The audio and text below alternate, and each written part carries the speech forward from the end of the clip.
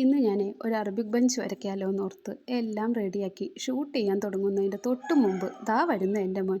അവനെ 1.5 വയസ്സായിട്ടുള്ളൂ കേട്ടോ. അതുകൊണ്ട് തന്നെ നമ്മൾ എന്തെടുത്താലും അതെല്ലാം അവന് ആവശ്യവും. ഇന്നിപ്പോൾ എൻ്റെ കയ്യിൽ മെഹന്തി കോൺ കണ്ടിട്ട് അതെടുക്കാനുള്ള തയ്യാറെടുപ്പിലാണ് ആൾ വരുന്നത്.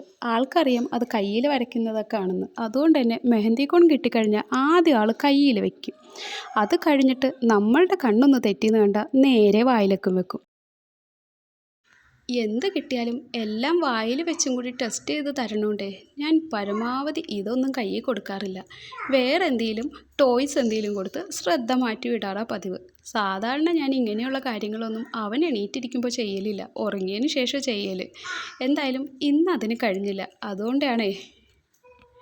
ഇനി നമുക്ക് ഡിസൈനെ കുറിച്ച് സംസാരിച്ചാലോ. ഇന്ന് ഞാൻ ഒരു അറബിക് ബെഞ്ചാണ് വരച്ചിരിക്കുന്നതെന്ന് പറഞ്ഞല്ലോ.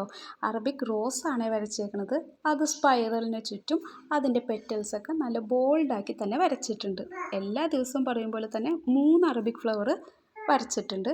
ഒരു ഫ്ലവർ മാത്രം കംപ്ലീറ്റ് ആക്കി ബാക്കി 2 പകുതി പകുതി എന്ന രീതിയിലാണ് വരച്ചേക്കുന്നത്. പിന്നീട് ചുറ്റും ലീവ്സ് വരച്ചു. ലീവ്സും എല്ലാം ബോൾഡാക്കി തന്നെയാണ് വരച്ചേക്കുന്നത്. പിന്നീട് സ്പൈറൽ വരച്ചു. സ്പൈറലിൻ്റെ ഔട്ട്ലൈനും ഒന്ന് ബോൾഡാക്കി കൊടുത്തതിന് ശേഷം ഡോട്ട് ഇട്ട് കൊടുത്തു.